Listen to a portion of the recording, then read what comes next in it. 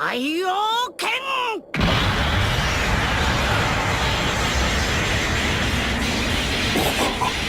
できたぜ。スーパーサイヤ人ブルーの力に海洋拳の上乗せだ。L'anime et le manga étant deux versions totalement différentes, il se créera pas mal de différences, comme avec le Super Saiyan Full Power, qui est l'équivalent du Super Saiyan bleu Kaioken dans l'anime. Mais laquelle de ces deux transformations est la plus efficace, sachant qu'elles apportent toutes les deux un boost de puissance extraordinaire, mais aussi de gros inconvénients à leur utilisation. Et bien c'est ce que nous allons voir dans cette vidéo, où nous allons analyser en approfondi ces deux transformations pour répondre à la problématique de la vidéo. Mais je ne serai pas seul dans cette vidéo, je serai accompagné du poteau No Black. Salut à tous les Saiyans et merci à Goto pour son invitation. Sur ce, on ne vous retient pas plus et on passe directement à la vidéo.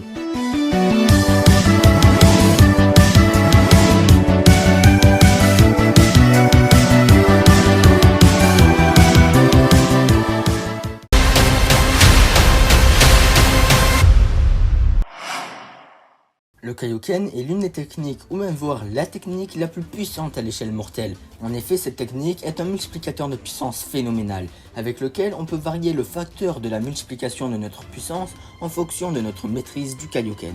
Et ses capacités nous sont montrées à de nombreuses reprises, par exemple face à Vegeta qui avait à cette époque 18K unités, face à Goku qui n'en avait que 8K.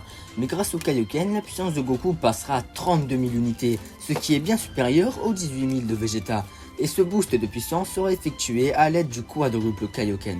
Puis dans l'arc Freezer, Goku sera en capacité d'utiliser un Kaioken de puissance 20, ce qui lui permettra de tenir tête à Freezer pendant une grande partie de leur combat.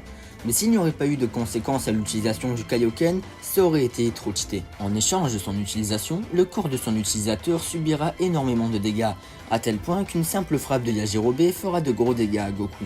Mais après avoir appris à maîtriser le Kaioken à la perfection, son gros désavantage sera la consommation excessive d'énergie, ce qui ne permet pas de se battre à long terme et ce qui réduit également l'endurance comme on a pu le voir lors du combat Goku contre Freezer, où Goku, après son utilisation, sera à bout de force et donc sera réduit à utiliser le Genki Dama. Le SSJ bleu est un stade évolutif du SSJ God, que l'on pourrait qualifier comme étant la forme Super Saiyan du SSJ God.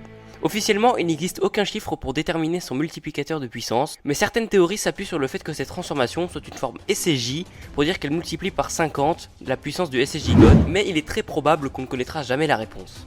Aussi grand soit son multiplicateur, la puissance qu'elle procure est extraordinaire, ce qui a permis à Goku et à Vegeta de se situer très rapidement à un niveau assez proche des Akaishin, et pouvant rivaliser avec les plus grands guerriers de l'univers. Mais le gros inconvénient est que contrairement au SSJ God, le SSJ bleu consomme une quantité d'énergie très élevée, ce qui ne permet pas de rester longtemps sous cette forme.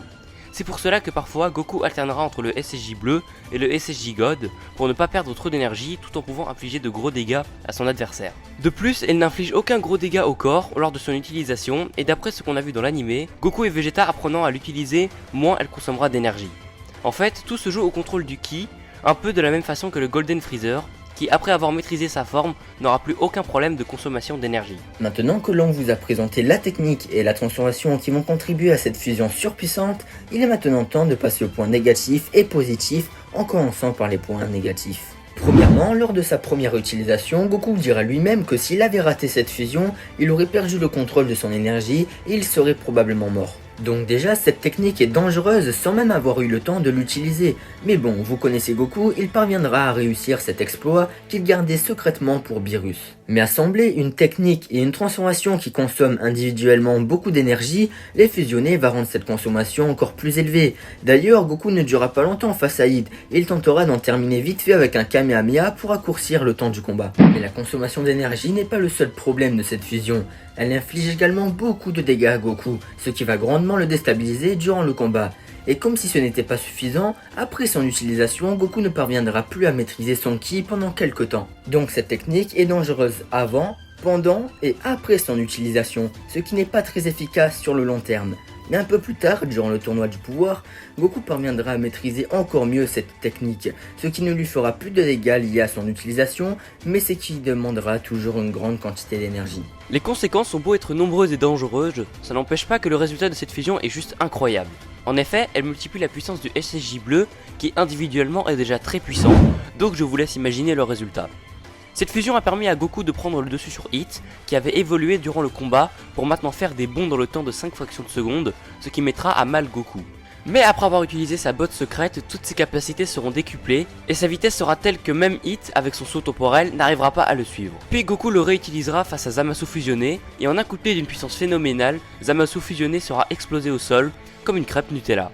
Ce qui est un exploit et une preuve de sa puissance. Puis, lors du tournoi du pouvoir, c'est grâce à cette fusion que Goku pourra tenir un minimum tête à Jiren en attendant l'Ultra Instinct, car il ne fait aucun doute que le SSJ bleu à lui tout seul ne faisait pas le poids face à Jiren. Donc vous l'aurez compris, le SSJ Blue Kaioken donne une énergie titanesque à Goku, mais l'énergie demandée que cette forme demande ne permet pas à Goku de se battre au long terme. En fait c'est quitte au double, soit Goku arrive à le battre à temps, ou alors il échoue et à ce moment-là, il perd le combat.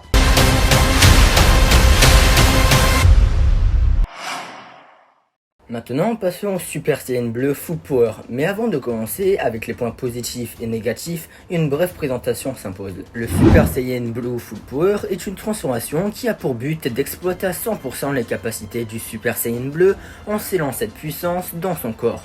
Le physique du Saiyan ne change pas, mis à part ses muscles qui s'affinent un peu de la même façon que le Super Saiyan God. Bien, passons au point positif. Le Super Saiyan Blue Full Power, comme son nom l'indique, permet d'utiliser l'intégralité de la puissance du Super Saiyan Bleu, ce qui a permis à Goku de faire jeu égal avec Zamasu fusionné, ce qui est incroyable. Et cette transformation permettra également à Vegeta de coller une bonne droite à Beerus, alors que celui-ci jouait avec lui lorsqu'il était en Super Saiyan Bleu. Le power-up de cette transformation est donc, d'après ce que nous avons vu, extraordinaire. De plus, comme Vegeta le dira dans le manga, cette forme permet de se battre encore plus longtemps qu'avec le Super Saiyan Bleu alors qu'elle est plus puissante, ce qui est super cheaté et ce qui a l'air d'être bien plus efficace que le Super Saiyan Bleu Kaioken. Mais malheureusement cette transformation possède aussi un gros défaut, et oui ça aurait été trop beau pour être vrai.